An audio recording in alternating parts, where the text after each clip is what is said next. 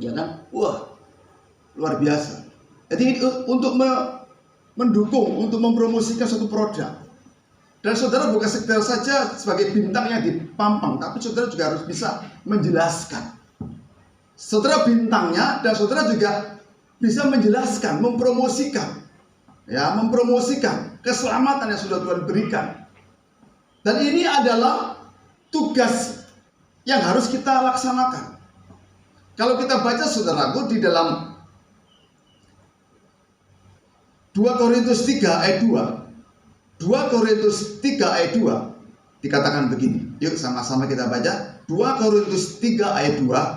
2, 3. Kamu adalah surat pujian kami yang tertulis dalam hati kami, dan yang dikenal dan yang dapat dibaca oleh semua orang. Saudara dan saya adalah suratan yang terbuka, yang harusnya melalui hidup kita sebagai bintang iklannya Tuhan, orang banyak boleh melihat Tuhan Yesus dalam hidup kita. Jangan kebalikannya, justru orang-orang di luar sana bukan melihat Yesus dalam diri kita, tapi melihat setan dari hidup kita. Sukanya kesetanan. Gampang gak terima kalau ada teguran, gampang gak terima kalau ada masukan, gampang gak terima kalau ada kritikan. Di jalan suka bertengkar, di bel orang, kami kopi ya. Kita tidak menggambarkan bintang iklannya Tuhan. Dan Paulus katakan bahwa kita ini sebagai surat yang terbuka. Harusnya orang-orang di luar sana bisa melihat Yesus dalam diri kita melalui apa? Melalui perbuatan. Melalui apa? Melalui perkataan. Melalui tingkah laku kita. Apa yang kita perbuat. Amin. Penginjilan yang efektif, yang paling efektif adalah kehidupan saudara. Perubahanmu itu dia paling efektif.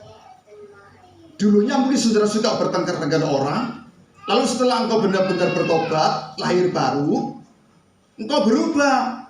Yang dulu suka ngomel, yang dulu suka komplain, sekarang gak suka komplain, gak suka ngomel. Engkau ramah terhadap orang lain. Dan orang-orang di sekitar melihat, ini berubah. Kok bisa berubah ya? Nah, lalu orang-orang di sekitar saudara mulai menyelidiki. Apa yang membuat dia berubah? Sekarang santun, sopan, gak merokok lagi, gak ngombe-ngombe lagi.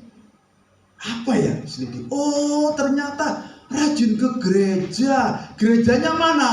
GGC Victoria. Dahsyat kan saudara? Itu penginjilan pribadi yang luar biasa melalui perbuatan. Hidupmu itu harus jadi penginjilan. Saudara mungkin berkata, aku gak bisa pak nginjilin orang. Aku nggak bisa pak menjelaskan begini. Oke lah, nanti lain waktu kita akan belajar sama-sama tentang pembekalan bagaimana kita bisa menjelaskan yang ada hubungannya dengan penginjilan pribadi. Oke lah, untuk saat ini saudara bingung. Penginjilan pribadi ya udahlah, melalui kehidupan kita saja dulu, melalui apa yang kita perbuat, perkataan kita, tingkah laku kita. Itu adalah penginjilan yang efektif saudara.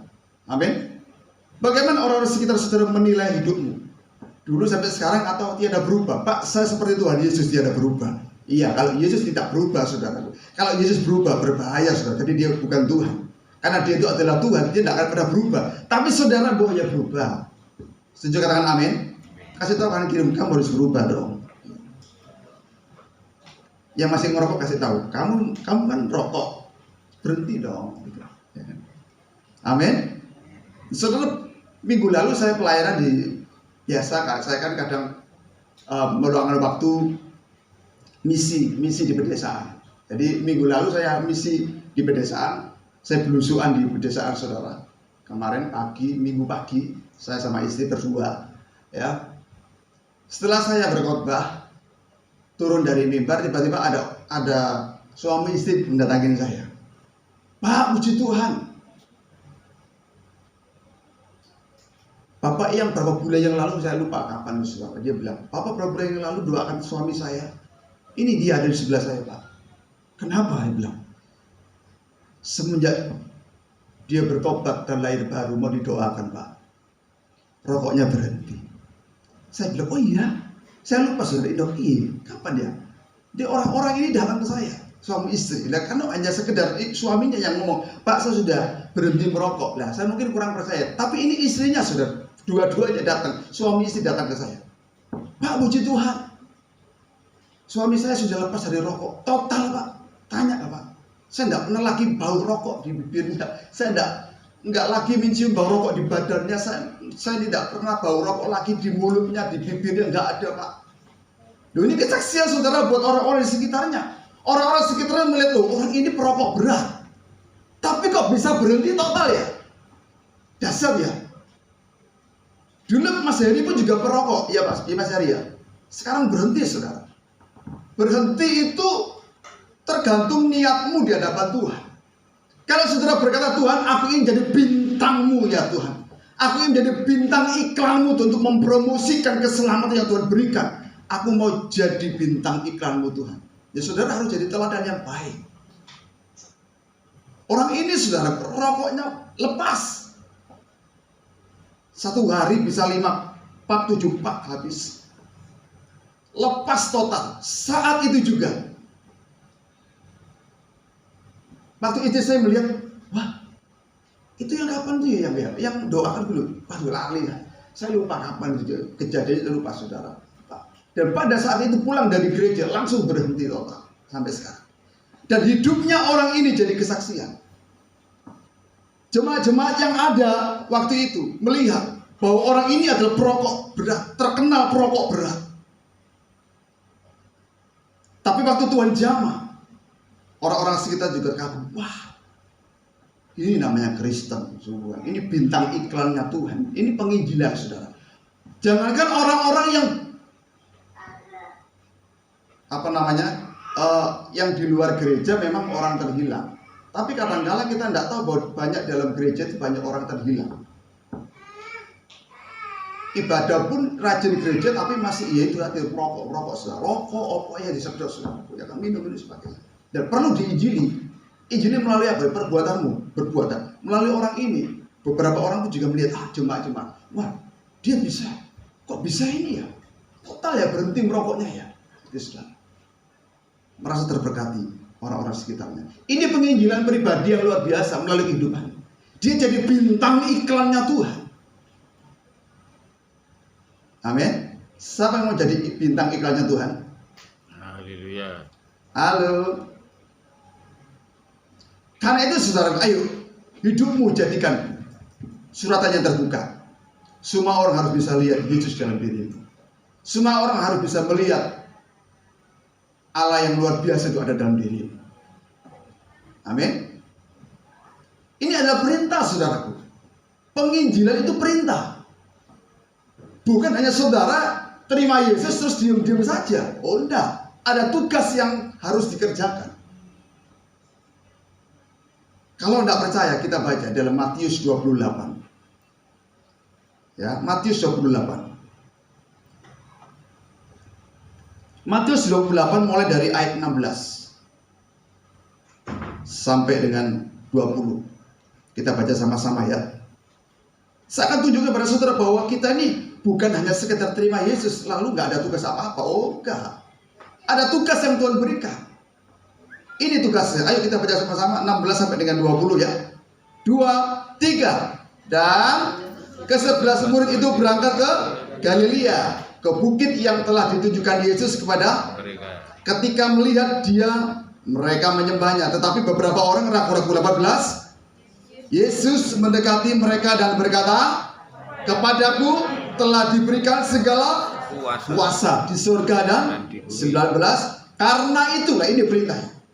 Karena itu, pergilah, jadikanlah semua bangsa muridku dan baptislah mereka dalam nama Bapa dan Anak dan Roh Kudus 20 dan ajarlah mereka melakukan segala sesuatu yang telah kuperintahkan kepadamu. Dan ketahuilah, aku menyertai kamu senantiasa sampai kepada akhir zaman. Perhatikan ayat yang ke-19. Karena itu, ini adalah tugas. Mungkin saudara berkata begini, Pak, itu kan hanya untuk ke-11 rasul. Harusnya 12 rasul, tapi satu yang membelot saudaraku dan bunuh diri. Siapa namanya? Judas ya. Jadi tinggal 11, sementara tinggal 11, tapi nanti di Kisah Para Rasul itu diganti lagi dengan satu orang, sudah jadi 12 lagi ya. Saudara dikatakan ini kan tugasnya hamba Tuhan. Ini kan tugasnya murid Kristus. Ini kan tugasnya para rasul. Saudara, waktu kita benar-benar sudah berkata, aku milik Kristus, aku percaya Yesus sebagai Tuhan dan Juru Selamat, saudara harus jadi murid daripada Yesus. Jadi ayat ini bukan sekedar untuk ke-11 rasul Tuhan Yesus yang harus pergi memberitakan Injil, tapi semua orang percaya. Katakan semua orang percaya. Semua orang percaya. Kasih tahu kanan kirimu, kamu orang percaya bukan? Kalau kamu nggak percaya Yesus, berarti ini bukan tugasmu. Gitu. Siapa yang percaya Yesus sebagai Tuhan?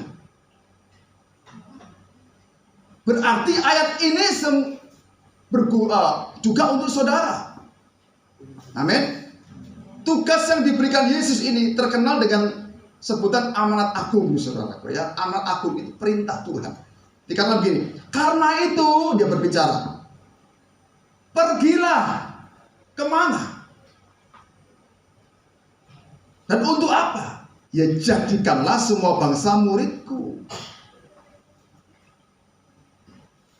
Tadi sudah saya katakan, mungkin saudara nggak bisa menjelaskan, belum bisa menurut saya. Bukannya nggak bisa. Nanti Pak Bowie akan menjelaskan, memberikan pengajaran kepada saudara bagaimana caranya kita bersaksi, bagaimana caranya kita bersaksi supaya tidak menyinggung dan sebagainya. Ya, tujuan kita bukan mengkristenkan orang. Kita tidak pernah mengkristenkan orang. Tapi kita hanya memperkenalkan Yesus kepada siapapun yang kita temui. Amin. Yesus tidak membawa agama. Kristen itu sebenarnya bukan ini saudara, bukan agama ya. Yesus datang ke dalam dunia bukan membawa agama.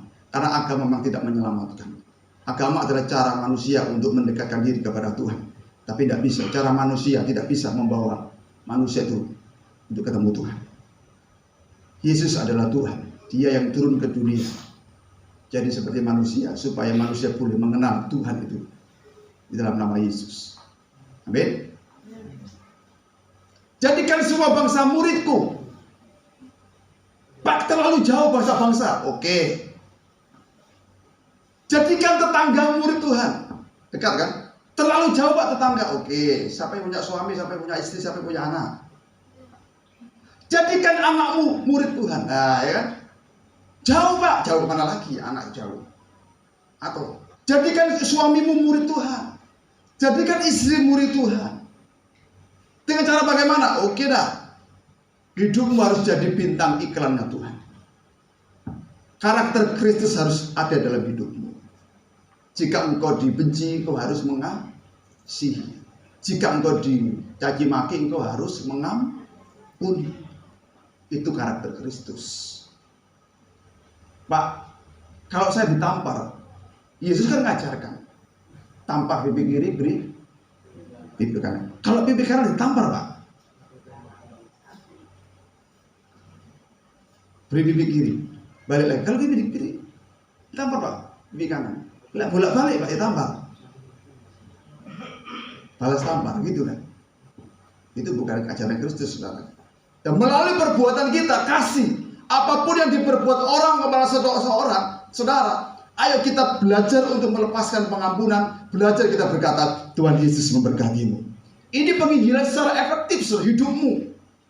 Orang yang membenci saudara akan berkata begini, saya benci tapi kok dia malah mengampuni ya.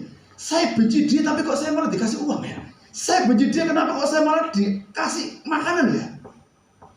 Itulah saksi saudara. Bintang iklannya Tuhan itu harus seperti itu.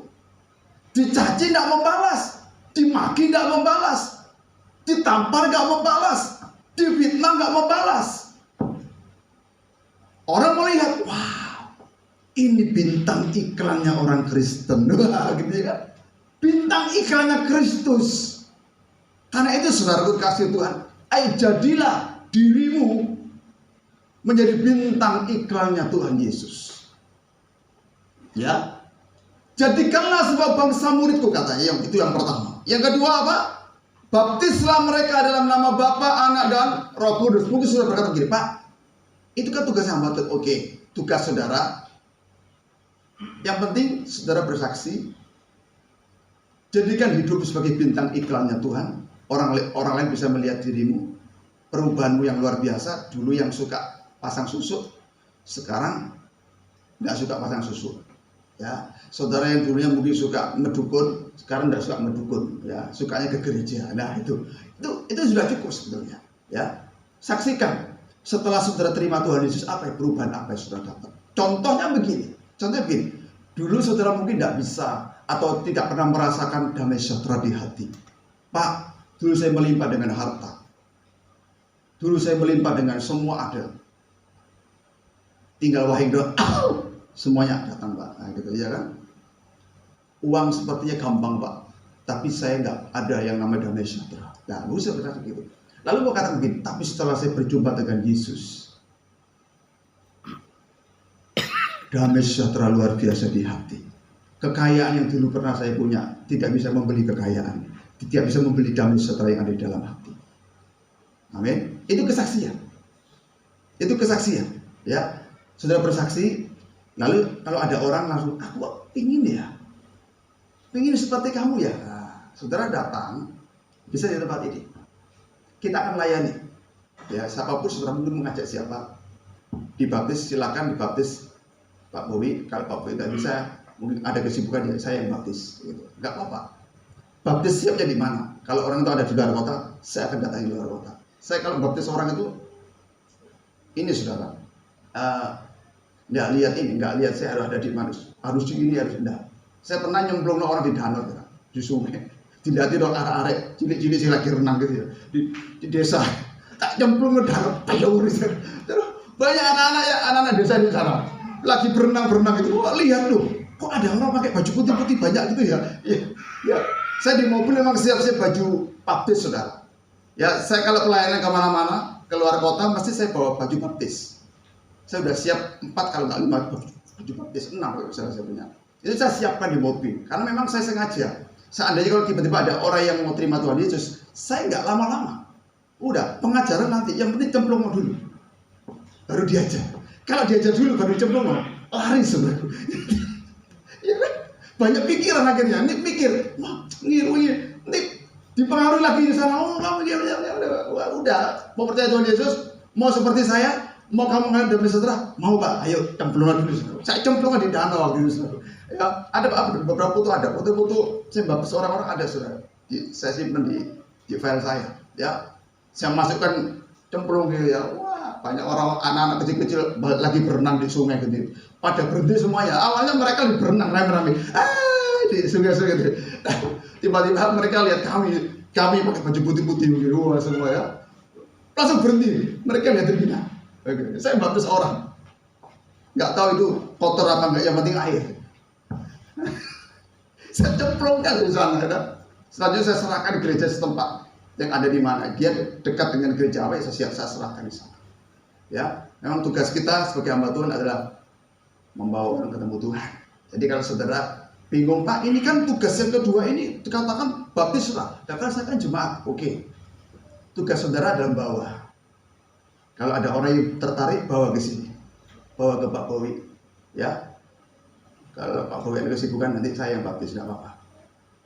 Kita siap, saudara kapanpun bawa 1.000 orang pun saya siap baptis, saudara. Siapapun gampang, 1.000 malah gampang baptis gitu ya. Kita ajak aja di pantai selatan, pinggir laut, ayo nyekuro bareng-bareng. Ya itu kan, doakan. Ya enak serempak, baptis serempak kan enak aja kan, rame-rame begitu. Tidak apa-apa, ya. Kita kosongkan neraka, kita penuhi surga. Amin. Ini tugas siapa? Ya tugas saudara dan saya. Karena itu ada lagu yang berkata, Tuhan, ini tugas kami. Ya kan? Ini tugas kita. Saudara dan saya ini harus melanjutkan tugas Yesus waktu dia ada di bumi. Yesus menyelamatkan banyak orang. Setelah dia naik ke surga, harus kita teruskan itu tugasnya. Kita selesaikan amanat agungnya. Setelah amanat agung ini selesai dan seluruh ujung bumi sudah terima penginjilan dan mendengarkan berita tentang Yesus, saat itulah dia akan datang kedua kali. Tidak akan menyebut kita. Yesus akan menyebut saudara dan saya di awan-awan. Amin. Sebelum ada masa kesukaran besar 7 tahun itu, nanti kapan saya akan jelaskan tentang masa 7 tahun itu apa, ya, atau Pak Bu nanti akan jelaskan. Saudara akan diamankan lebih dulu oleh Tuhan sebelum masa 7 tahun pengayaan besar, kesukaran besar akan melanda bumi. Kita sebagai umat Tuhan akan diangkat hidup-hidup ke surga, ke Firdaus. Kita diamankan dulu oleh Tuhan Yesus. Baru nanti masa kesukaran besar itu akan melanda bumi, ya, melanda bumi ini semuanya.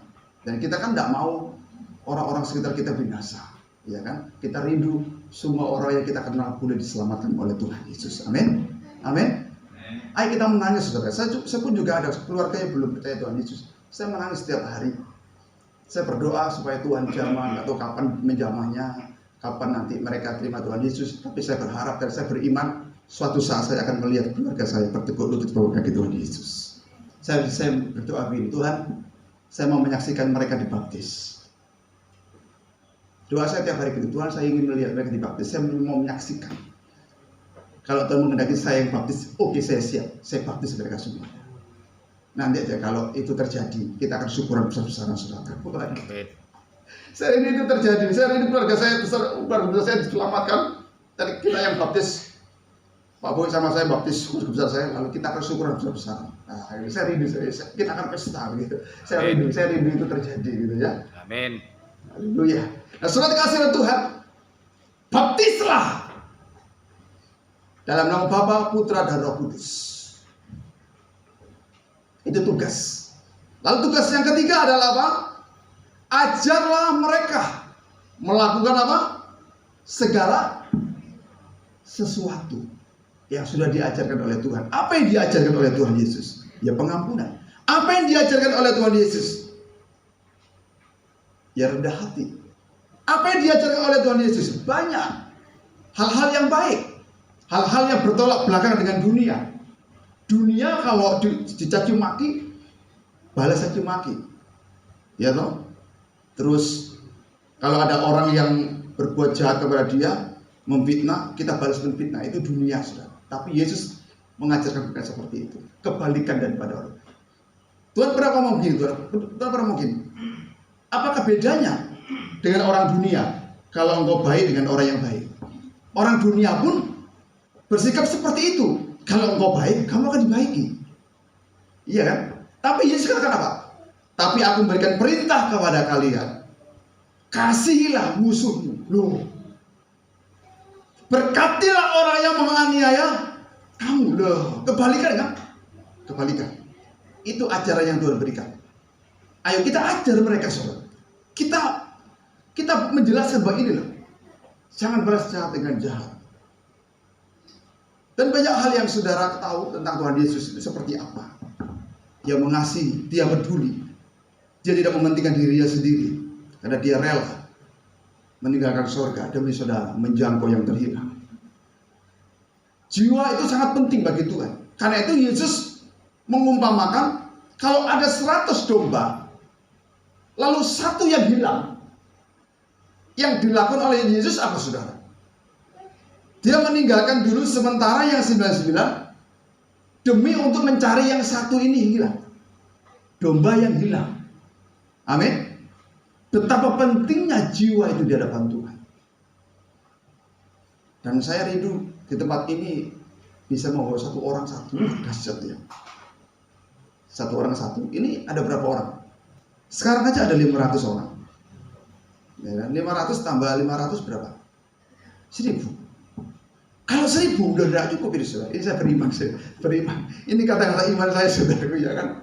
Beriman bahwa gereja ini banyak jiwa-jiwa yang dimenangkan. Bukan memindahkan dari gereja lain. Itu bukan memenangkan jiwa, ya. Ada yang ngomong, ayo kita harus memuridkan 10.000 orang. 10.000 ternyata jemaatnya dari gereja lain. Jadi gak peduli cara ya, pokoknya 10.000, gitu. 10.000 terus kita harus punya cabang. 1000 gereja, loh, 1000 gereja. Ternyata jemaatnya bukan jemaat yang asli dari orang yang belum kenal Tuhan, tapi orang sudah bergereja. gereja tempat lain ditarik-tarik, dijemput-jemput, ya kan? Itu bukan memenangkan jiwa, tapi itu memindahkan jiwa. Ya kan? Itu tidak memenangkan.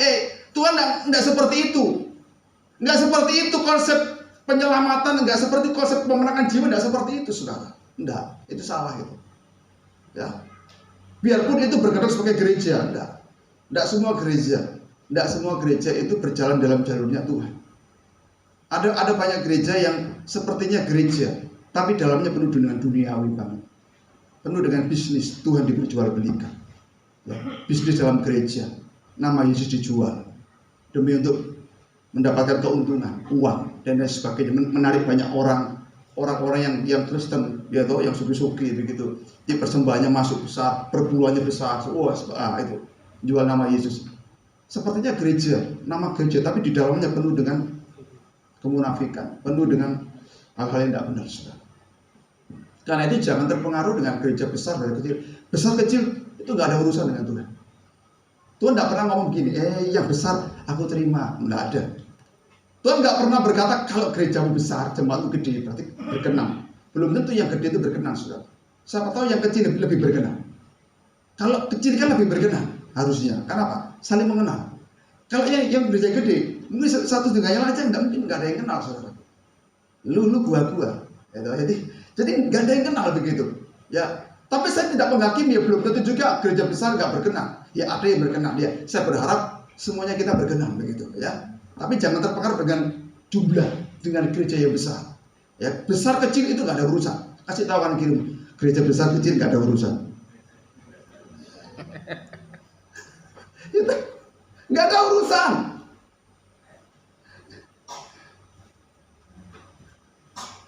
Jangan merasa bangga kalau sudah datang di tempat gereja besar gitu, seolah-olah gereja itu berkenan.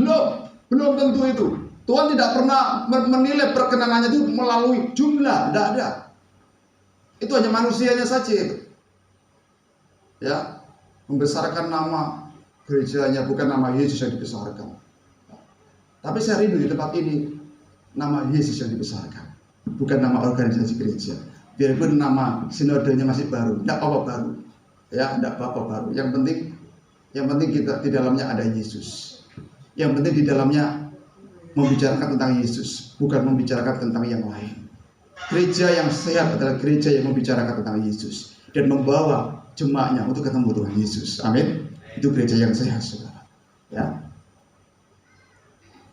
Ajarlah, kata Tuhan Yesus, ajarlah mereka. Ajar, apa yang saudara dapat, ajar.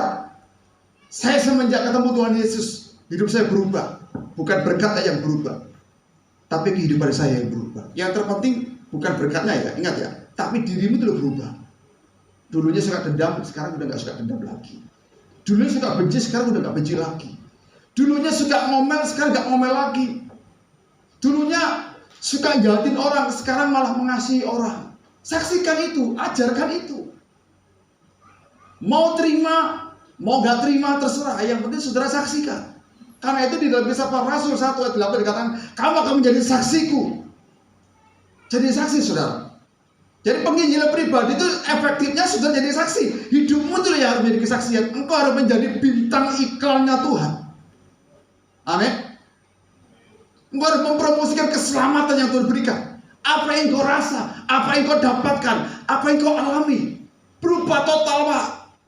Dulu saya hidup dalam kekelaman, dulu saya hidup dalam ketakutan, dulu saya hidup dalam kebimbangan, dulu saya bingung. Hidup ini mau saya bagaimana, tapi setelah saya berjumpa dengan Tuhan Yesus, semuanya Tuhan atur, Pak. Saya harus begini, saya harus begini. Saya bisa mengampuni orang, saya bisa mengasihi orang, saya bisa memberi orang, saya bisa menolong orang. Wah, saksikan itu, saudara. Ajaran yang saudara terima itu saksikan. Orang Kristen nggak boleh berdiam diri.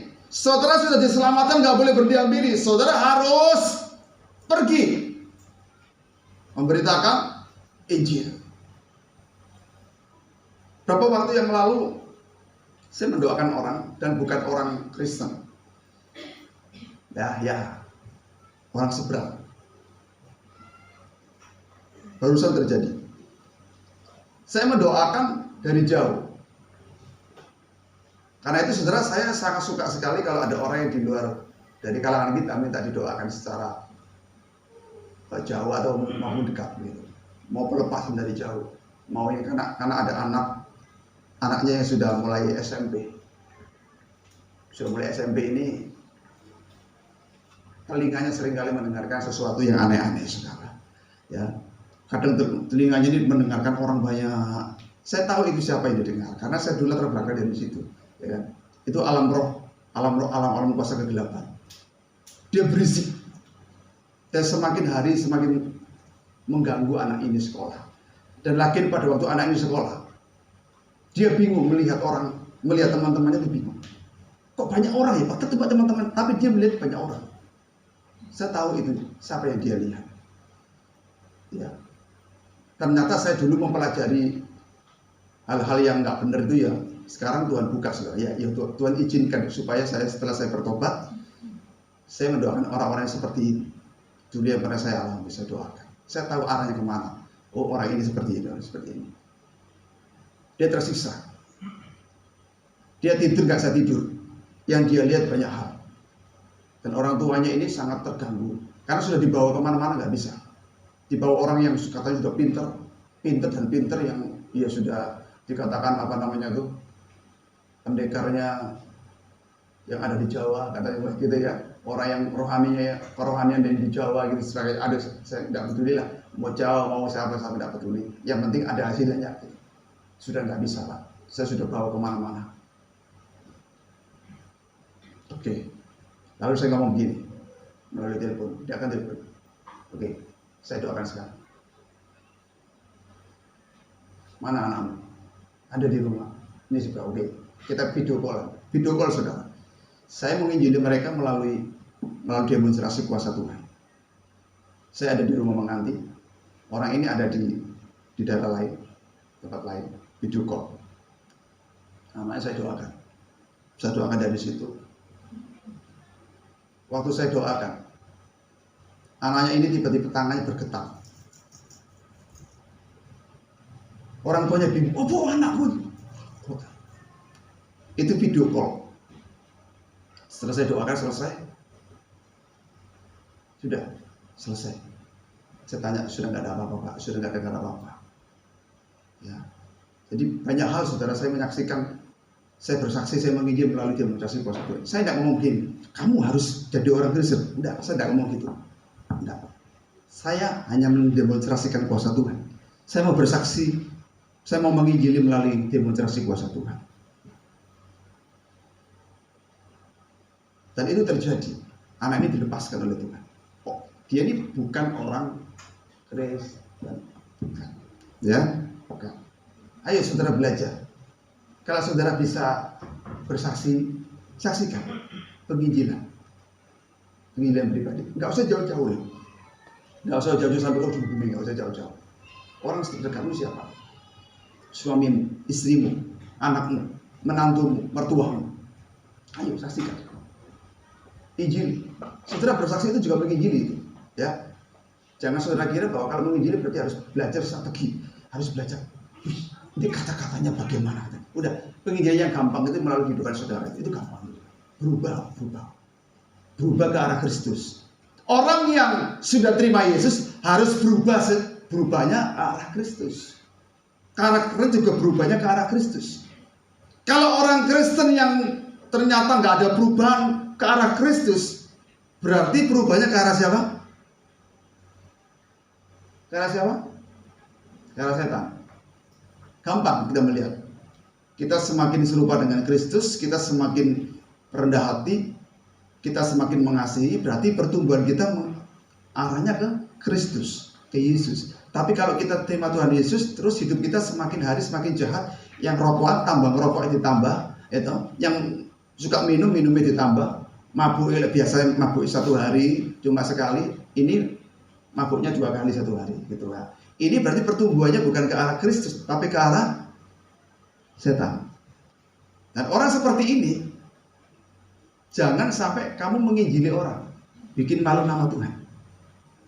Ya, bikin malu nama Tuhan. Kamu ayo percaya Tuhan Yesus. Ayo kita harus hidup suci. Kita harus baik kepada orang. Kita harus meninggalkan hal yang jahat.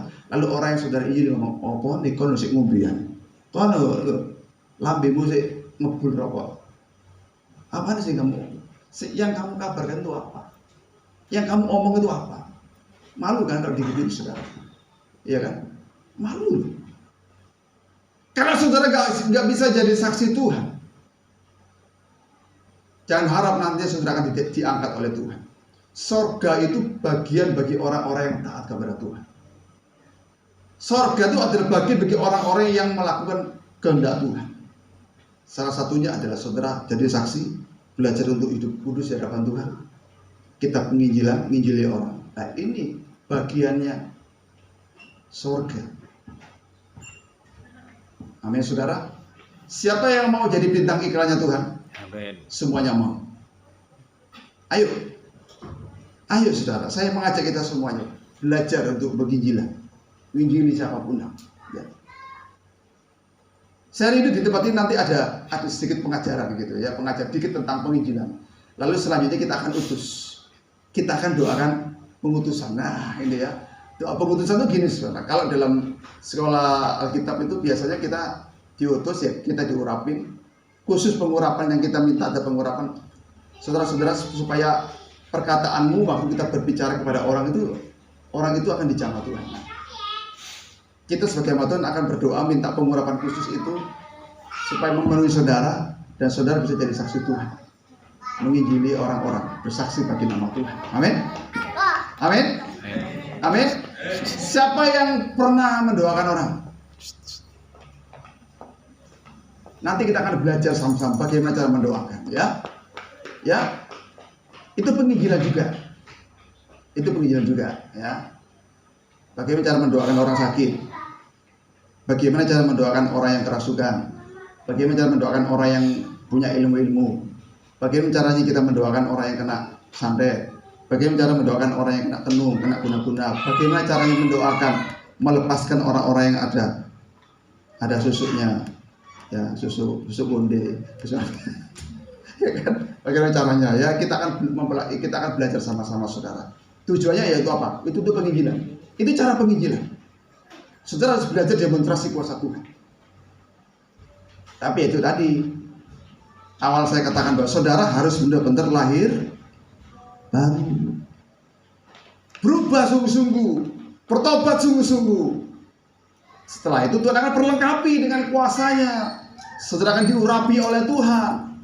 Setelah saudara diurapi oleh Tuhan, baru kita akan bergerak sama-sama menjangkau jiwa, menyelamatkan yang terhilang. Kita penuhi bangku gereja, kita penuhi surga, kita kosongkan neraka. Haleluya. Amin. Amin. Siapa yang rindu belajar untuk penginjilan pribadi? Ya. Yang rindu, saudara boleh nanti bisa ngomong dengan Pak Bobi. Ya, kita akan bimbing. Ya. Saya kadang-kala ini saudara pernah pelayanan penginjilan itu di rumah sakit, pernah. Ya. Sebetulnya ladang penginjilan itu banyak di rumah sakit, ya, datangi orang sakit, Pak boleh mau saya doakan. Nah, saudara doakan orang-orang yang sudah ini benar-benar sakitnya luar biasa. Biasanya mereka takut, saudara, takut mati, ya kan? Ayo, mati dalam Tuhan Yesus. Kalau percaya Yesus selamat loh. Kalau nggak percaya Tuhan Yesus ya binasa. Pilih yang mana lah gitu. Kita doakan. Biasanya orang-orang yang sakitnya parah sakit ini takut mati, saudara, takut mati. Nah, penginjilan ini luar biasa. Saya berapa kali menginjili orang-orang yang seperti ini, orang-orang ya Kristen sebetulnya, tapi Kristen KTP, saudara. Kristen udah jauh dari Tuhan. Ya sebelum dia dipanggil oleh Tuhan, saya bawa dia ke Tuhan. Ayo, tobat ya. Ampunan ya suamimu ya. Ayo wis, lepas saya ini, ayo ya. Saya tantang untuk kembali terima Tuhan Yesus, saudara. Saya tantang untuk dia bertobat kembali. Dia minta ampun di hadapan Tuhan. Ayo. Mumpung masih ada, mumpung masih ada. Nah kalau keadaan kita belum beres lalu dipanggil Tuhan, tempatnya di mana, Ci? Nanti tempat kita bukan di surga tapi di Yurga. Yurga dengan surga itu beda, Ci. Nah, gitu kan? Yurga itu tonggoi neraka, gitu, ya kan? Saudara, ayo, ya, saudara injili, didoakan, mau didoakan. Nah, ya saya mau didoakan. Nah, doa. Pimpin dia terima Tuhan lagi, saudara. Kita serahkan ke Tuhan. Nah, itu penginjilan. Dia sembuh atau tidak itu urusan Tuhan. Ada yang sembuh, ada yang langsung berangkat, tak apa-apa. Berangkatnya langsung diterima Tuhan. Karena sudah bertobat, sudah terima Tuhan Yesus. Kesembuhan bukan urusan saudara. Mendoakan orang sakit sembuh atau tidak bukan urusanmu. Saya dulu sempat minder, ya kan? Saya dulu sempat minder, saudara. Kenapa kok orang-orang saya doakan itu sedikit sekali yang sembuh, tapi banyak yang meninggal gitu. Sampai-sampai ada orang-orang begini, sampai sekarang ini orang-orang ini kalau ada orang yang sudah mulai rada gitu ya, rada gawat gitu ya, saya dipanggil saudara, sering kali, Pak, iki wis gini, waduh ini. Jadi saya dikenal katanya gini, Bapak ini pendeta pencabut nyawa. Oh enggak lah, janganlah, saya bukan pendeta pencabut nyawa, saudara. Tapi memang kadang-kadang saya doakan ya ada yang meninggal, tapi ada yang sembuh gitu ya. Tapi saya tidak minder saudara, dulu saya minder. Karena gini, pikir saya begini, wah kalau saya doakan orang itu meninggal berarti saya salah. Berarti saya ini nggak benar dari bentukku, saya tertuduh. Tapi ternyata enggak. Kesembuhan itu bagian Tuhan. Mendoakan itu bagian kita. Karena kita menginjili, ya kan? Kita menginjili orang, mendoakan orang sakit. Ya, sembuh atau tidak itu bukan bagian kita, tapi bagiannya Tuhan. Karena itu kalau saudara mendoakan jangan takut, Pak. Nanti kalau saya doakan jangan-jangan mati. Udahlah, mati hidup itu terserah Tuhan. Yang terpenting saudara ini datang ke orang sakit ini ngomong, ayo percaya Tuhan Yesus yuk, tak doakan ya Tuhan Yesus itu mengasihimu loh. Ya, ada pribadi yang baik, ada pribadi yang mengasihi, hidupmu mungkin seperti apa dulunya, gini ya. Kita ngomong, ayo Tuhan Yesus itu menerima siapa saja yang mau bertobat. Mau saya doakan, nah itu aja sudah. Dia mau sembuh, dia mau gak sembuh, bukan urusan saudara, tapi urusan Tuhan, kedaulatan Tuhan. Amin. Sama belajar mendoakan. Amin. Jadi nanti kalau ada orang-orang yang sakit, siapapun itu orangnya, datangi aja, mendoakan ya. Datangi aja mendoakan. Kalau doakan orang sakit masih mendingan saudara, nggak apa-apa ya, doakan gitu. Mungkin kalau saudara kata, Pak, kalau ini saya nggak bisa Pak, nggak berani Pak. Apa? Orang yang punya ilmu ini Pak, kalau dia didoakan langsung mencar. Ada orang yang didoakan langsung mencar, langsung minta. Jadi roh yang ada di dalam dirinya langsung mulai muncul begitu. Wah, pasang kuda-kuda. Sambil matanya ini yang hitam ke atas. Jadi cuma putih aja yang kelihatan. Nah ini. Itu ada caranya saudara ya. Semua ada cara. Tuhan kasih cara kita kok ya. Bagaimana caranya mendoakan orang seperti ini. Makanya kalau saudara mau mempraktekkan penginjilan pribadi, saudara harus belajar itu ya. Syaratnya cuma satu kok, lahir baru. Jadikanlah dirimu bintang iklannya Tuhan. Mempromosikan keselamatan yang daripada Tuhan. Kita bawa banyak orang kepada Tuhan. Bukan membawa orang itu jadi Kristen, tidak, tapi membawa orang itu kepada Tuhan Yesus Kristus. Setuju? Kasih tahu kan dirimu, kamu menjadi produk, kamu mau jadi bintang iklannya Tuhan. Mau menginjili? Kasih tahu, kamu menginjili nggak? Ya. Enggak Pak, itu bagiannya Pak Bowi. Enggak, semuanya tuh, semuanya. Saudara nanti kalau kita ketemu Tuhan, yang ditanya bukan gini kok.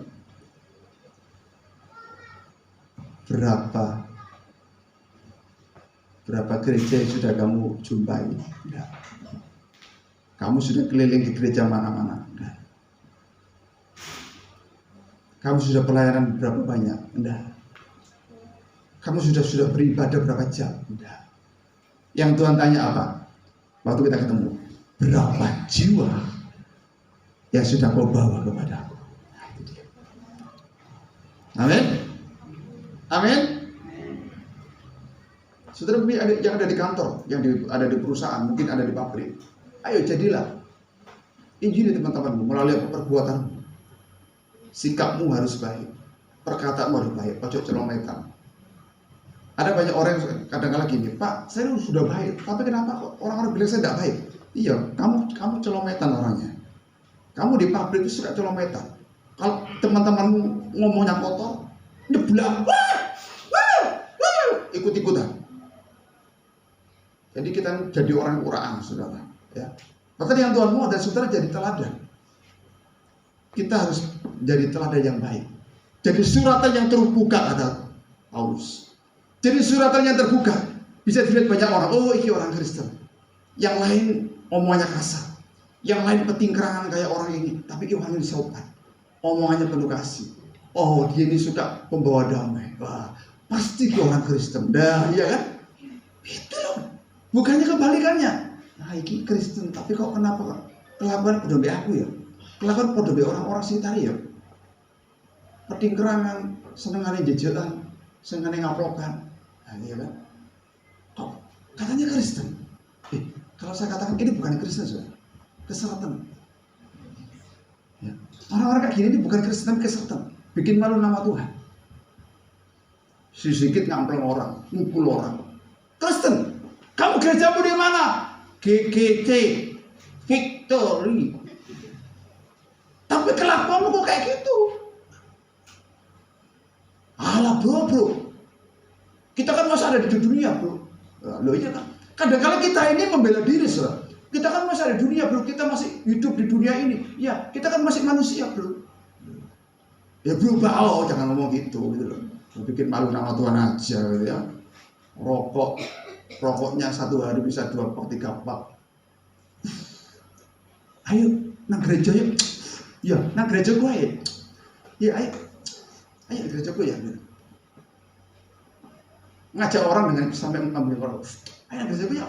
Gereja gue enak loh, AC-nya adem. Ini loh sampai saya adem. Itu biar saya kedinginan biasanya saya ini kepanasan di sini. Ini dingin saya ini luar biasa, ya kan? Ayo di GGC Victory. Tapi rokoknya nggak dilepas-lepas. Ayo bro, ayo wes. Kan nggak kepingin di gereja, ayo. Apa tak kira rokok sih? Di gereja. Lah repot sudah. Ngajari rokok nih ya.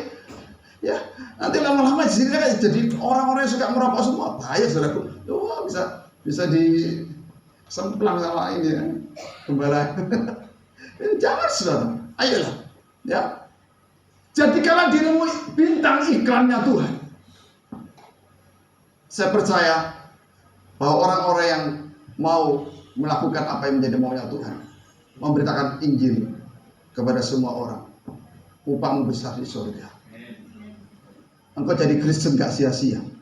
Jangan jadikan dirimu itu sia-sia, hanya Kristen tok, tapi tidak berbuahkan apa-apa. Itu sia-sia namanya.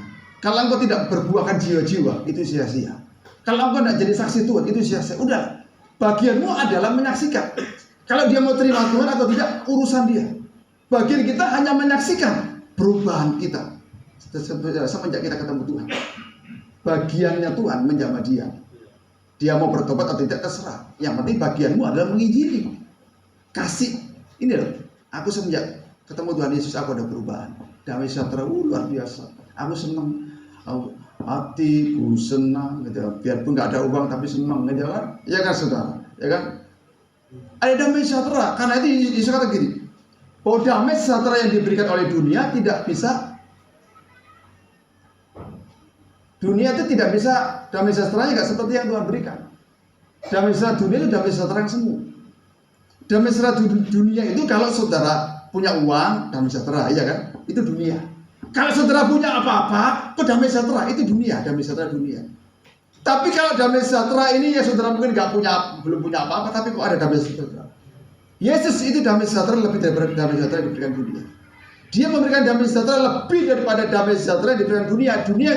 Dunia itu akan memberikan damai sejahtera kalau saudara semua ada, uang ada, mobil ada, rumah ada, damai sejahtera. Itu dunia. Tapi kalau Tuhan, saudara mungkin belum punya segala-galanya, tapi ada damai sejahtera. Ada damai luar biasa. Saudara bisa menikmati hidup karena engkau dekat dengan Tuhan. Engkau menjadi alatnya Tuhan. Engkau menjadi saksinya Tuhan. Damai sejahtera. Damai sejahtera itu luar biasa. Damai sejahtera yang Tuhan berikan tidak bisa dibeli dengan uang. Saya beberapa waktu lalu khotbah di satu tempat, orang-orang yang boleh dibilang orang yang punya gitu saudara. Saya ngomong begini, saya tegas begini. Biarpun kalian punya uang, tapi uang kalian nggak akan bisa memberi damai sejahtera yang Tuhan berikan. Seberapa banyak uangmu nggak akan bisa memberi damai sejahtera. Saya berani ngomong kayak gitu. Karena apa? Memang kenyataannya. Karena itu saudara saksikan itu. Saksikan. Damai sejahtera Tuhan Yesus itu luar biasa. Ini sejak aku berjumpa Yesus, damai di hatiku. Masalah boleh ada. Masalah tetap ada, tapi beda. Ada damai yang luar biasa di hati ini. Nah, itu penginjilan. Nanti pasti kalau dia dijamah Tuhan ngomong begini orang yang bersangkutan.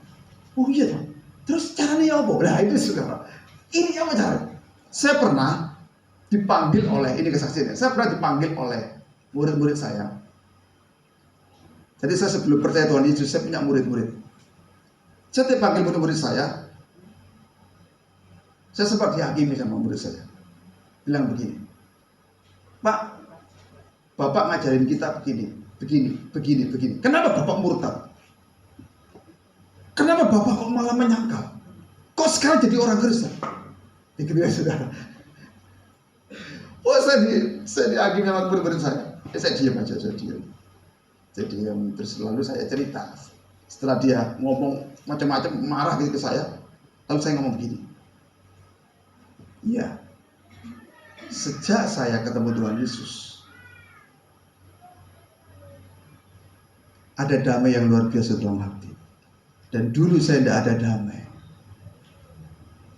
Yang saya ajarkan kepada kalian itu, jujur saya nggak ada damai sejahtera, nggak ada damai. Tapi semenjak saya kenal Tuhan Yesus, ada damai dalam hati saya. Oh marah sama, marah saudara, tidak apa-apa begitu. Terus dia cerita, kok bisa Bapak ketemu Tuhan Yesus? Tuhannya orang Kristen.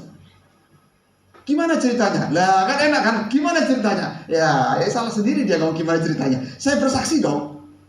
Saya percaya itu Tuhan yang buat. Karena itu saudara enak, ya. Kalau saudara ajak teman, mungkin dulu kalian ini mungkin masih belum percaya Tuhan Yesus. Tapi semenjak saudara ketemu Tuhan Yesus, kok jadi orang percaya. Lalu teman-teman ngomong, kok iso kan? Kok iso kau terima Tuhan Yesus? Tuhan Jawa Kristen. Ya apa ceritanya? Nah cerita nono gitu loh. Gitu. Aja malah wedi. Enggak lah ngaku dia apa-apaan Pak. Jangan, ngapain? Ceritakan itu. Saya ceritakan semuanya saudara. Apa yang saya alami. Saya ketemu Tuhannya orang Kristen. Kok bisa ketemu dengan orang Kristen?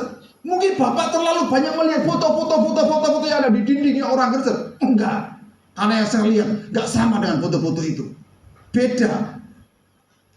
Enggak sama. Tapi bukan berarti sepenuhnya enggak sama. Ya, mirip-mirip tapi enggak sama. Lalu siapa yang ngasih Bapak informasi? Bapak dikasih sumber mie kah? Bapak dikasih beras kah? Bapak didatangin pendeta kah? Saya bilang, enggak. Loh, kok bisa? Iso, nyatanya iso. Yesus datangin saya. Mana mungkin Bapak didatangi itu hanya orang Kristen? Mana bisa? Terlalu menghayal. Repot saudara ya. Udah tidak apa-apa.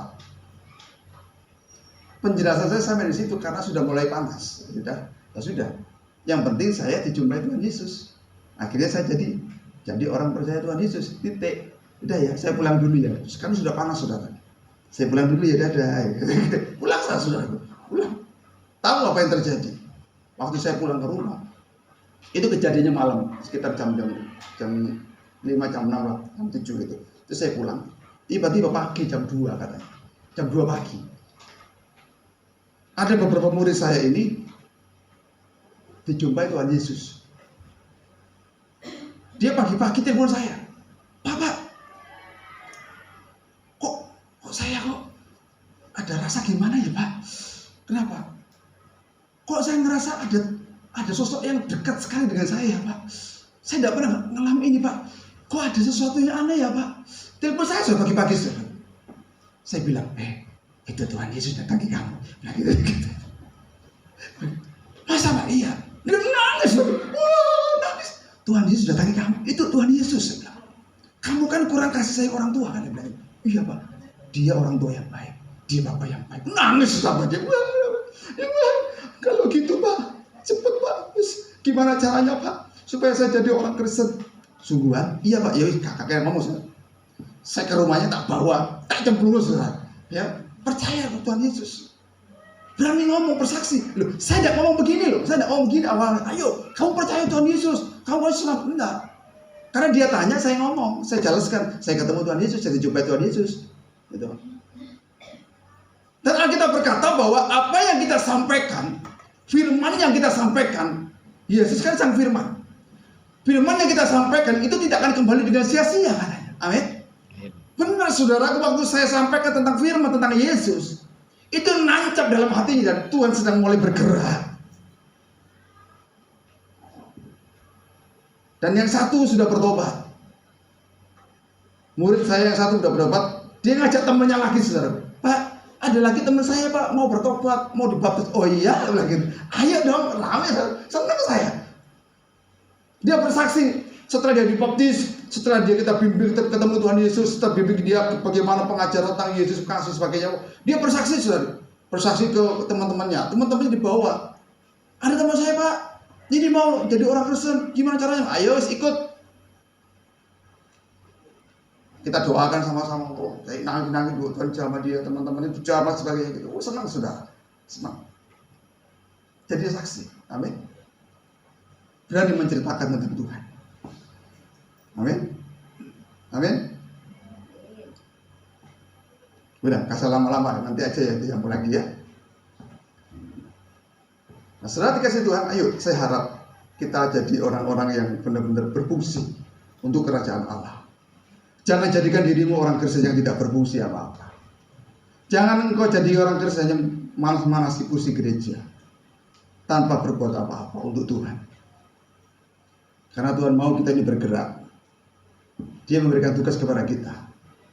Pergilah, jadi beberapa muridku, baptislah mereka, ajarlah mereka, intinya bawalah mereka kepada Tuhan. Bagian saudara dan saya adalah menyaksikan. Bagian Tuhan, Dia yang menjamah. Amin. Bagian saudara mendoakan. Kesembuhan adalah bagiannya Tuhan. Amin, saudara. Amin. Tuhan Yesus memberkati. Mari kita berkati sama-sama.